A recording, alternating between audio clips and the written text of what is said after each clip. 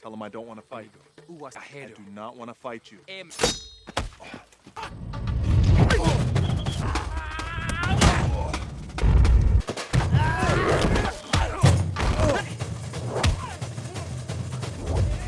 The story begins by introducing Beck, a highly trained retrieval specialist. For a professional like him, tracking down a target is easy, almost like a simple game. Currently, Beck works for a powerful man named Billy Walker. His job is to collect money from people who have borrowed from Walker and haven't paid him back. But while Beck is good at his job, his heart isn't in it. As the movie opens, we see Beck sitting in his car outside a crowded nightclub. He is busy writing down a cooking recipe. Beck loves food and dreams of leaving the world of violence behind to open his own restaurant. Suddenly, a man from the club calls him inside.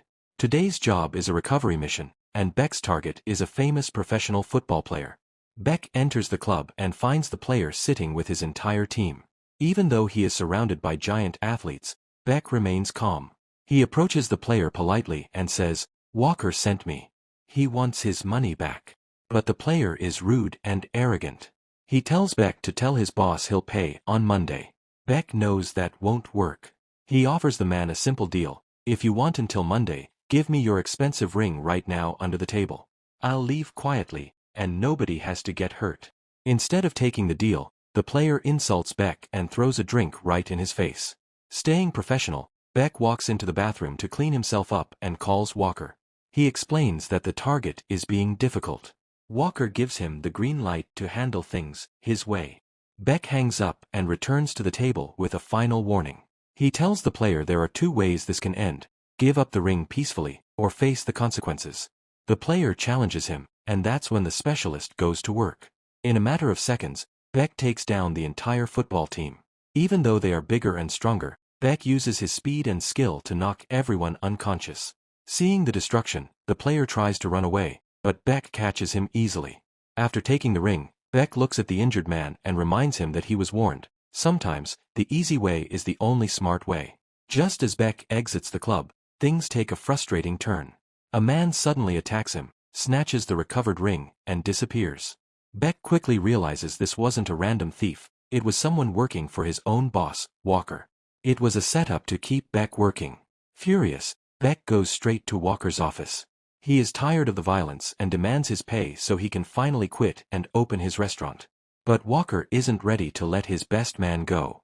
He offers Beck a golden opportunity, one final job that pays enough to make Beck's restaurant dreams a reality. He hands Beck an envelope containing a photo of a young man named Travis. Travis is Walker's son, a brilliant Harvard graduate with a degree in archaeology. However, Walker claims his son has gone crazy, abandoned his education, and is now lost somewhere in the deep jungles of Brazil. Walker says he is worried sick and wants Beck to fly to South America to bring him home. Seeing no other choice, Beck agrees to the deal and heads for the Amazon. To get into the heart of the jungle, Beck hires a local pilot named Declan. Declan is a bit wild and eccentric, flying a rusty helicopter that looks like it might fall apart at any second. Despite the dangerous state of the plane, they make it to the jungle and continue the journey by jeep. Declan explains that Travis is likely in a town called El Dorado. But there's a catch. To enter El Dorado, you have to get permission from a man named Hatcher. Hatcher is the Don of the jungle. He runs the local mines and treats everyone there like his own personal slaves. Beck listens quietly, preparing himself for the confrontation. Meanwhile, we finally see Travis. He is at a local bar meeting a woman named Mariana. It turns out Travis isn't just wandering aimlessly. He is a man on a mission. He is hunting for an ancient artifact called the Gato, also known as the Devil's Cat. This golden statue is worth millions of dollars. Mariana, who knows the secrets of the jungle, asks Travis what he's really after, knowing that in this place, greed can be just as deadly as the wildlife. At the bar, Travis tells Mariana that he needs a boat to travel deeper into the jungle by water. Mariana is a tough negotiator. She agrees to give him the boat, but only if he gives her half of the treasure he finds. At first, Travis refuses, claiming he isn't doing this for the money, but for the history. However, after some back and forth, he finally agrees to a 50-50 split and tells her to have the boat ready by evening. Meanwhile, Beck arrives at the mining camp and sees firsthand how cruel Hatcher is to the local people. When Beck meets Hatcher, he keeps things professional. He explains he is looking for Travis. Hatcher confirms the boy is in town but demands a tax of $10,000 just to enter. Beck doesn't want to fight yet, so he pays the money and heads into the village. Beck finds his way to a bar owned by Mariana. While he is asking her about Travis, the boy himself suddenly walks up and asks, "Are you talking about me?" Beck doesn't waste time. He tells Travis, "Your father wants you back, and I'm the one taking you." After talking to him for a few minutes, Beck realizes that Travis is just as stubborn and eccentric as Walker described. Beck gives Travis two options. Option A: come peacefully and make things easy. Option B: Beck breaks his bones and drags him out by force. Travis, thinking he's clever, says he chooses option C. Option C. Before Beck can even ask what that is, Travis tries to attack him. But Travis is no match for a specialist. Beck quickly neutralizes him, puts him in handcuffs, and prepares to leave. Suddenly, Hatcher arrives with a small army of guards. He tells Beck that he can't take the boy yet.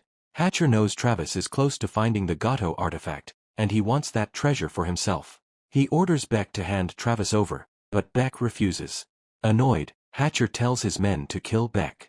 This is where Beck shows his true skill. Even though the guards are armed, Beck refuses to use guns. He uses his environment and his bare hands to take down Hatcher's men one by one. Hatcher is actually impressed by Beck's talent, watching calmly as the specialist clears a path and drags Travis to a nearby jeep. As they drive away, Travis proves how difficult he can be. He kicks the steering wheel, causing the jeep to lose control and plummet into a deep ditch. Both men manage to jump out just in time, sliding down a steep hill and landing in a pond below. They are bruised and battered, but Travis immediately tries to make a run for it. However, he doesn't get far. Beck is already standing right in his path. Deep in the jungle, Travis tries to intimidate Beck, forcing the specialist to use a little more physical persuasion than he'd like. Even after a few bruises, Travis refuses to stop his jokes and nonsense. Meanwhile, back at the camp, Hatcher is furious. He gives a loud speech to his men, telling them that an outsider has come into their territory to steal the most precious treasure in the jungle. He orders his army to hunt them down, making it clear that no one leaves his jungle with the Gato. Back in the forest, Travis continues to be a nuisance. He claims he needs a bathroom break and begs Beck to unlock his handcuffs. Beck is too smart for that, but he eventually helps the boy out while Travis continues to talk non-stop. While Beck is distracted by the boy's chatter, he accidentally steps into a hidden trap. Suddenly, a giant net sweeps him up, leaving him hanging upside down from a tree. As Beck hangs there, his diary, filled with his restaurant plans and recipes, falls to the ground. Travis starts reading it aloud, mocking Beck's dreams. But karma hits quickly, and Travis gets caught in another net, hanging right next to him. Thinking fast, Beck tells Travis to press their backs together and push. This allows Beck to reach the tree trunk and free them both. Just as they get down, a group of monkeys arrives to bother them, but they are quickly interrupted by something much more dangerous: the rebels. These rebels are local fighters who hate Hatcher. They capture Beck and Travis and tie them up. Since Beck doesn't speak the local language, Travis takes the opportunity to lie. He tells the rebels that Beck is actually one of Hatcher's elite assassins who was sent to kill them. The rebels are furious. To make things worse, Travis tells the rebel leader that Beck wants to challenge him to a fight. The leader releases Beck and immediately starts attacking him. Beck tries to stay calm and explains he doesn't want to fight, but when the other rebels join in, his professional instincts take over. He stops holding back and quickly defeats the leader. Just as things are about to get even more violent, Mariana arrives. It turns out she isn't just a bartender, she is the true leader of the rebels. She scolds her men, telling them that Beck is not an enemy. She explains that she saw Beck take down Hatcher's men back at her bar. That night, Mariana talks to Beck about the nightmare Hatcher has created for her people. She explains that the golden Gato statue is the only thing powerful enough to fund their revolution and buy their freedom. During the conversation, the rebel leader Beck defeated earlier approaches him. He is a fan of boxing and asks Beck about legends like Mike Tyson and Muhammad Ali. Beck shares a few stories, and the two men find a mutual respect. The rebel apologizes for the fight and recognizes Beck as a true, honorable warrior. In a moment of respect, the rebel warrior gives Beck his locket, which Beck puts on as a sign of friendship. But the peace is short-lived. Suddenly, Hatcher and his army attack the village, firing at everyone in sight. In the chaos, Beck, Travis, and Mariana manage to reach a boat. The warrior who gave Beck the locket tries to run to safety, but Hatcher kills him right in front of them. Mariana is heartbroken, but Beck pulls her away, knowing they have to move fast to stay alive. Once they find a safe spot, Beck makes a deal with Mariana. He promises to help her find the golden Gato statue, but in exchange, she must show him the secret way out of the jungle so he can take Travis home. Mariana agrees. As they trek through the thick trees, she explains that Hatcher will never stop hunting them. She believes that with the money from the statue, her people can finally buy the weapons and supplies needed to defeat Hatcher for good. They soon reach a massive waterfall. Mariana tells them the treasure is hidden behind the crashing water. They swim through and find themselves in an ancient cave filled with deadly traps. Every floor tile has a code, and one wrong step means certain death. Rocks begin to fall from the ceiling as they navigate the shifting floor. Using his knowledge of archaeology, Travis carefully deciphers the patterns. Finally, he reaches the pedestal and grabs the golden statue. But as soon as he touches it, the entire cave begins to collapse. The three of them barely escape as the mountain crumbles behind them. Once they are outside, Mariana reminds Travis of their 50-50 split.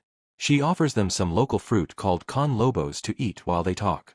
Travis tries to argue that the statue belongs in a museum, not on the black market, but as he speaks, his voice fails. He collapses, and a moment later, Beck falls too. Mariana has tricked them. The fruit contains a paralyzing juice. She takes the statue and tells them they will be able to move again in a few hours. She explains that she has to do this to save her people, but promises to send Travis his share later. After she leaves, the two men lie helpless on the ground as a group of curious monkeys gathers around them. Eventually, the paralysis wears off. Beck scares away the monkeys, gets back on his feet, and immediately puts the handcuffs back on Travis. They find their way back to Declan, the pilot. He gives them terrible news. Hatcher has captured Mariana and stolen the golden statue. Declan is certain that Hatcher will kill her as soon as he gets what he wants. Beck remembers his promise to Mariana and the death of the warrior who gave him the locket.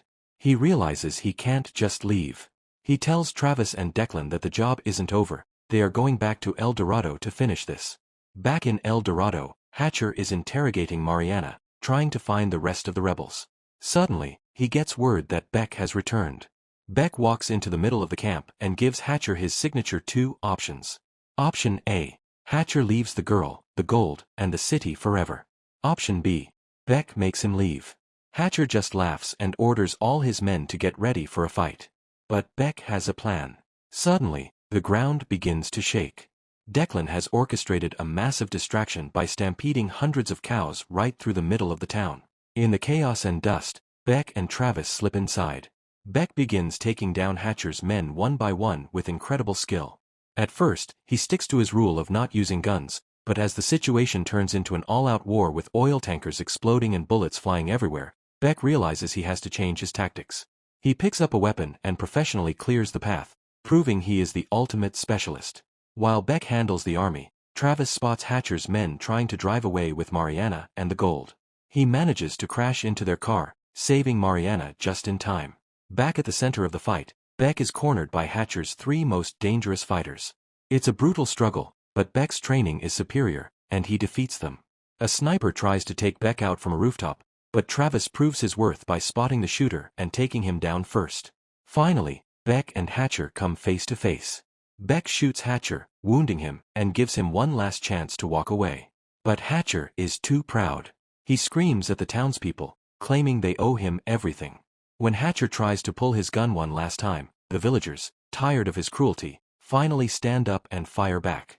Hatcher falls, and his reign over the jungle is officially over. Beck frees Mariana, and in a surprising move, Travis returns the golden Gato to her. He realizes that her people need it more than he does. Mariana thanks them and promises to send Travis his fair share of the money later. Beck then places the handcuffs back on Travis, and they begin the long journey back to the city. When they finally meet Billy Walker, Beck watches as the father immediately starts insulting and hitting Travis. He finally understands why Travis ran away in the first place. Beck decides that he can't leave Travis with such a cruel man. He pulls out the paralyzing fruit from the jungle and tells Walker it's a Brazilian tradition to eat it after a successful job. Walker falls for the trick, and a few moments later, he and his guards are paralyzed on the floor. Beck and Travis hop into the car, finally free from Walker's shadow. As Travis starts his non-stop talking again, Beck can only smile. He may not have his restaurant yet, but he found something better: his integrity. In the end, Beck wasn't just a man running from his past. He was a master craftsman looking for a perfect recipe for a new life. He didn't just find the treasure, he found a reason to fight for what's right. If you appreciated this breakdown of the Retrieval Specialist, make sure to subscribe to Cinemaned. We don't just watch movies here, we measure them. I'll see you in the next frame. Stay sharp.